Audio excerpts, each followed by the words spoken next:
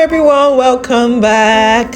So I'm sure you'll be enjoying all my Cape Coast videos from University of Cape Coast, my Cape Coast vlog showing you around Cape Coast Castle, and now this is Elmina Castle. Yes, I've been to Cape Coast before. This is like my second time coming, but the first time I came, we didn't really come to the Elmina Castle. And guys, this is the biggest castle in Ghana, West Africa, and I think even Africa. This is very, very big. So we did a 45-minute tour around this castle. I'm not going to be putting everything in, video because it's quite similar to what we have in Cape Coast. But I'm going to be showing you the door of no return, the original size. Guys, that is what you're going to be seeing here is the original size of the door of no return. What we had in Cape Coast was actually, they've done some renovation. Yes, they've also done renovations here, but now there are still things that they kept, and you're going to be seeing some of the things that are still very, very original. The buildings are still very, very original, but because they are trying to preserve these things for memory and history, they had to do a lot of work here. So let me allow you watch. Elmina, first time being here. Elmina Castle. First time being here in Elmina.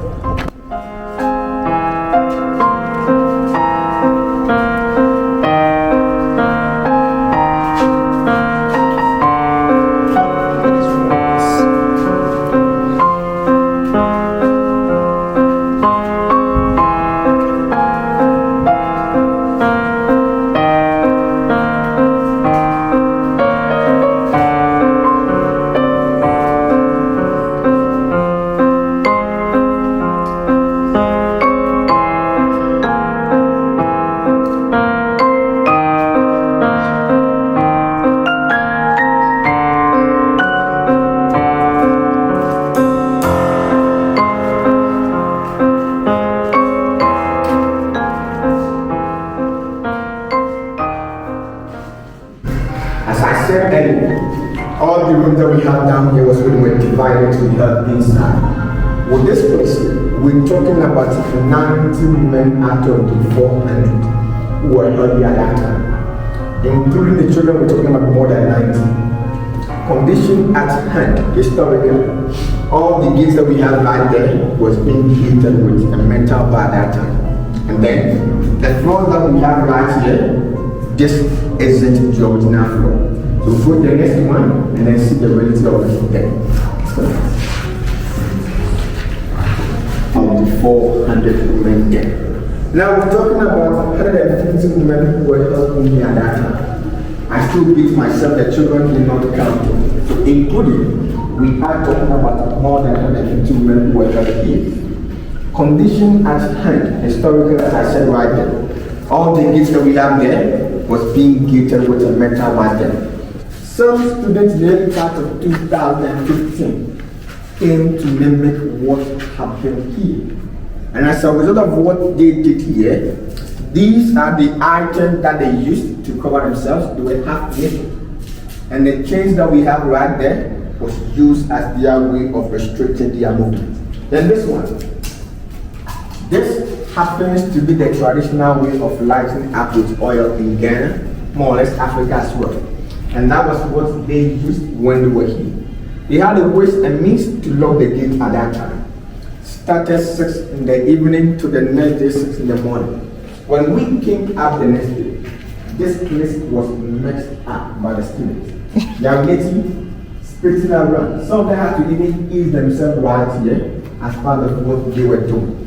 The work we do every day. We need to make sure this place is clean. The cleaners came here to wash everything out. But the point is, the way this gets into 1 week, the scent of it was still here. So this was through the idea, but the condition actually went through with the same aspect without being clean for 3 months and more. This happens to be the original metal bar at that time that was used for the windows and that of the gate. Now because most of them are damaged, we have the wooden ones here to replace it. But there was a question that we need to ask ourselves right here. The question is, if we are talking about the 21st century, looking at the sea breeze, when they come in contact with metal getting rusted.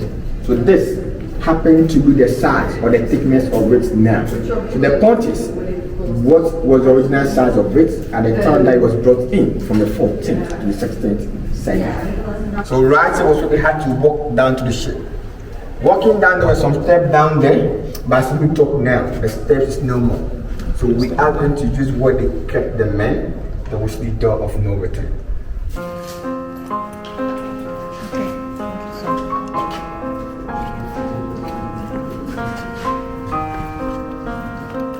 So we go in there to see the door of no return, take 4 to 5 steps before you raise up your head. It's coming. This is the door of no return.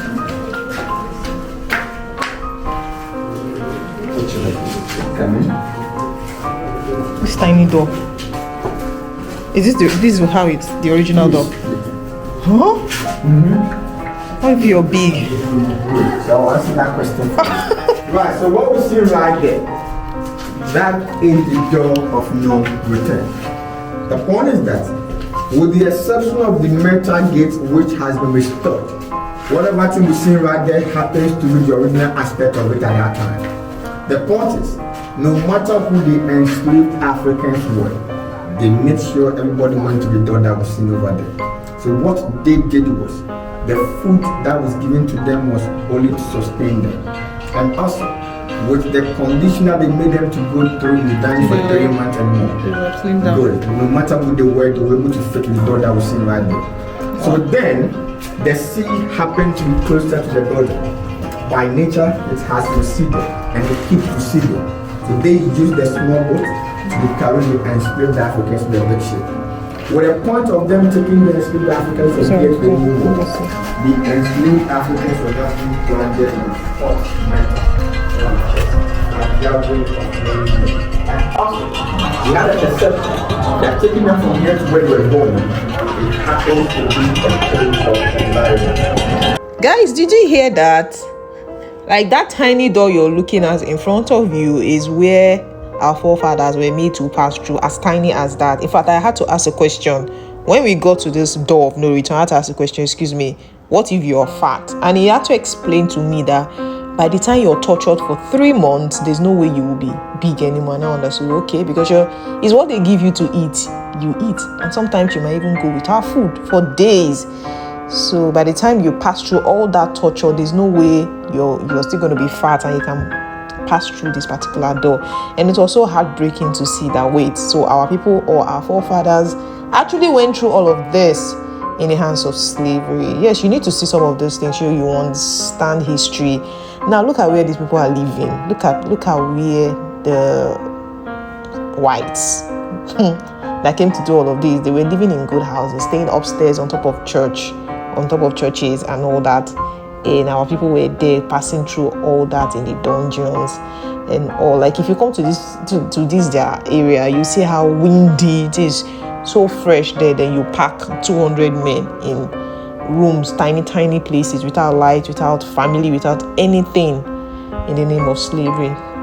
Thank God it has been abolished, honestly, because when you watch these things, it just makes you shed tears. It just makes you emotional, seeing what forefathers had to go through. This was in the 14th to the 16th century, because this castle was built in the 1440s. You see, so what do you guys think about this video? I know a lot of persons have not visited Cape Coast Castle or Elmina Castle, which I encourage you to, because here, most of the blacks you see here are Africans in diaspora who are coming back to Africa to come and trace their roots. They are coming back to trace their roots. So if you're in Africa and you've not visited these places, I wonder why. Look at how big this castle is. So you can imagine the number of slaves they had in this place per time. Because by 3-4 months, they've sold out and restock and bring in more. Keep them till the next shipment comes. They were doing this for almost 200 years, if I'm not mistaken, because slave trade, or this castle was built in the 1440s. Cape Coast Castle was built in the 60s, So look at that. That's a very long time before finally it was abolished in the 1880s. Just imagine. So guys, what do you think about this video? Please give it a thumbs up, subscribe to my channel, and just turn on your notification, guys. I've been bringing back-to-back videos about my life in Ghana, everything I know. This is just talking about life in Ghana, in my travel around Ghana to explore and see what the country has. So guys, just subscribe to my channel and turn on your notification button. The tunnel that we have up there, that is the fort, Saint Jago Fort, meant for the soldiers to be there to protect this one. And these are the weapons or the cannon that is for their fighting should there be any attack.